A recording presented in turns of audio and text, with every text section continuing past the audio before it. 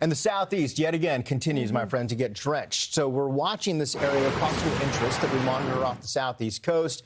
Could see some development there. Chances are low, but nonetheless, you know what we're going to talk about, the impacts, right? Carolina to Florida should stay on an alert. We've got some rough surf, large waves, and also more in the way of rain for you. A couple of areas to watch as we take a look at the Atlantic Basin. It is lit up and right on time, right, Haley?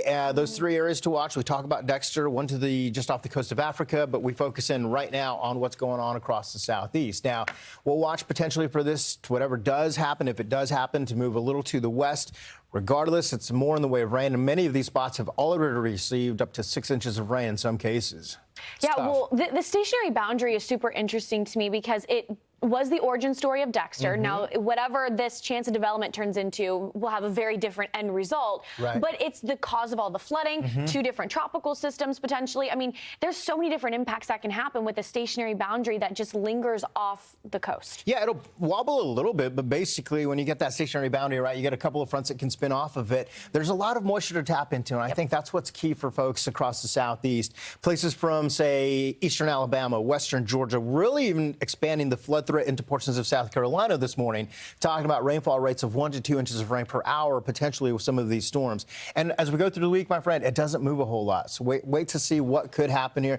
Nonetheless, we've got a lot of moisture to tap into, and that means more in the way of rain. This is interesting, though, right? Strong winds just to the west of this area that we watch, and then strong winds to the south of this. But plenty of moisture to work with, too.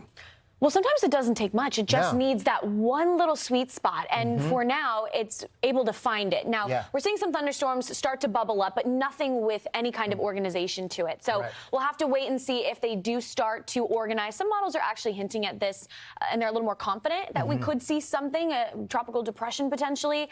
This isn't rare, I would say, but it's not necessarily common for every single season to have this area bubble up and turn into something tropical. But for these homegrown systems, they can happen so fast. So even though it's low end for right now, it's always important if you live in spots, let's say the Carolinas or Savannah, Georgia, up the east coast of Florida. You just want to have this in the back of your mind as you go about your day. But whether it turns tropical or not, the impacts will largely remain the same. And I'll tell you what, there's a lot of moisture to the area south of here as well that'll get wrung out over the state of Florida as well. The next name on the list, if we were to see it, is going to be Aaron, as we can see there. Of course, we'll watch closely with you. It's not the only area that we're watching.